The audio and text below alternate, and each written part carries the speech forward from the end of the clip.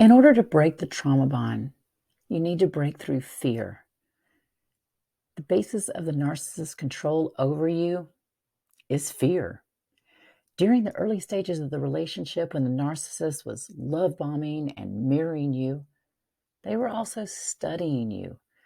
They were looking for your greatest core wound. Whatever your greatest core wound is, therein lies your greatest fear.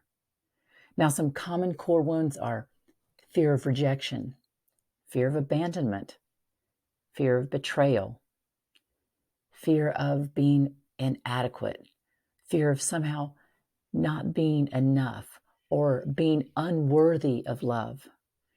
And many people are completely unaware of their core wounding, since it's been there a really long time, more than likely since childhood.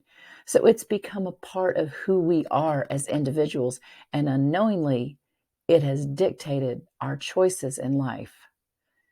Narcissists have deep core wounds as well that also originated in childhood.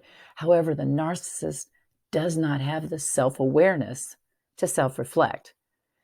Therefore, they deflect their own wounding onto others, and as a result, they carry their wounding for life. Hello and welcome to Empress of Light 2. This is Lisa, and if you are enjoying this content, please go ahead and click the like button, hit that subscribe button if you haven't done so already, and that way you'll be alerted each time I upload a new video. So, none of us are to blame for our core wounding, not even the narcissist, actually. However, we're the only ones who can make the conscious decision to uncover this wounding and heal from it. Narcissists simply cannot do this, nor will they do this. They prefer to hide their wounds from themselves, and they make themselves feel better by projecting their unhealed wounds onto others, thereby blaming others for the way they feel deep down about themselves. So when we talk about the trauma bond and we talk about recovering from the trauma bond, what we're really talking about is healing the core wound. When we talk about letting go of the pain and the suffering that was inflicted upon us by the narcissist, we're talking about cutting the ties that bind us. Now, in a religious sense, this is also often referred to as letting go and letting God.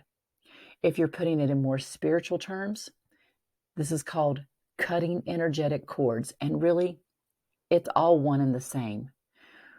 Basically, we're choosing to release that which is not serving our highest good, that which is keeping us from our greatest purpose and highest potential. Releasing those thoughts and energies and feelings and emotions, that's what we want to do, because that is what keeps us trapped in negativity. So if we look to God as the creator of all that is, and we see that that which we call God as pure divine energy, then breaking the trauma bond, cutting cords, it's simply another term for releasing that which is not part of this divine energy. So how do we do this? Well, the first step is acknowledging that the core wound exists and accepting its existence, because it's there. Reflect back on your life and onto your interpersonal relationships. Do you notice a pattern? Do you notice that perhaps you've played out similar scenarios throughout your life? For example, do you have a history of settling for less than you wanted? If so, this could come from an unconscious belief of not being worthy enough, not being good enough to have the life you desire, the career you desire, the relationship you desire.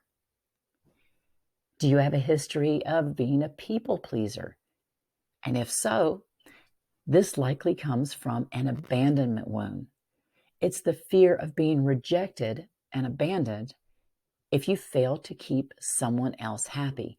And again, this can play out in your work relationships, your friendships, as well as your romantic relationships. We form trauma bonds when we enter into relationships with narcissists or toxic individuals with our own unacknowledged and therefore unhealed core wounds.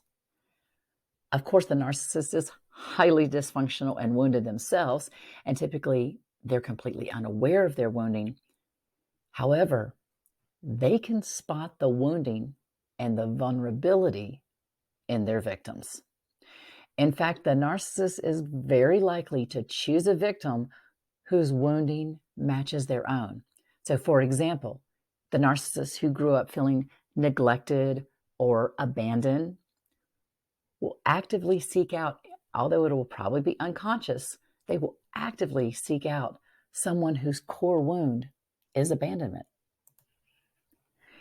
And of course, the narcissist knows exactly how to reel this person in, using attention, praise, admiration, telling them how wonderful they are, basically giving to that person, to their chosen victim, everything that they can see that victim was lacking and needs and wants and desires.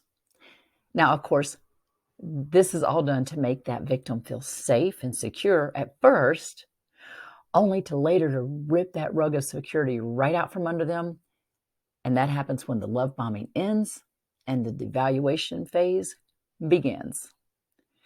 And this is one of the many reasons that narcissistic abuse is so heinous, because they look for the core wound in their victim, which may have even been healing during to the love and the acceptance that the narcissist seemed to provide. And then the narcissist busts that wound wide open, even wider, and pours salt into it. And this is devastating for the victim, who has now experienced their greatest nightmare. Their greatest fear has been realized because the wounding they experienced in childhood has been brought to the surface, along with the trauma of brand new wounding. And this brings up all the past hurts of abandonment, feelings of being unloved and unworthy of love, feelings of being somehow not good enough. And if you are a victim who grew up in an environment where you felt it was your job to fix people or situations, this also brings up feelings of having failed. And for most people, this can lead to very high levels of stress, anxiety, and depression.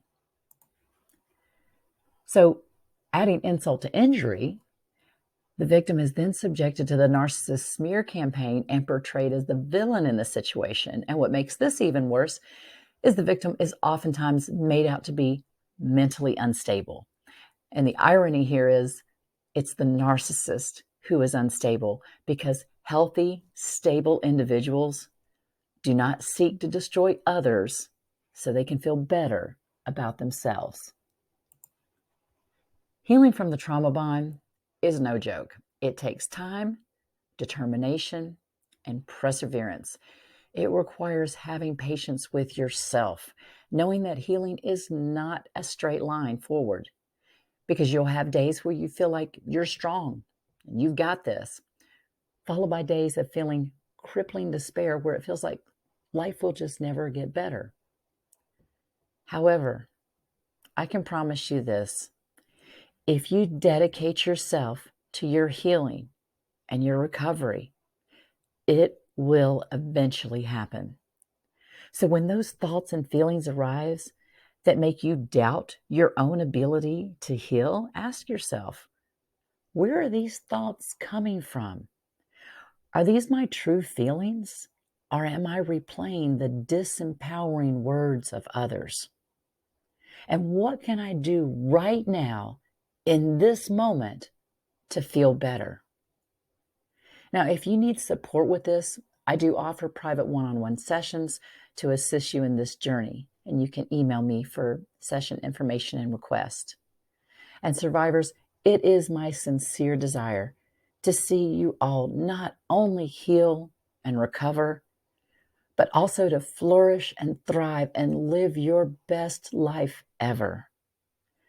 May all of you be abundantly blessed today and every day.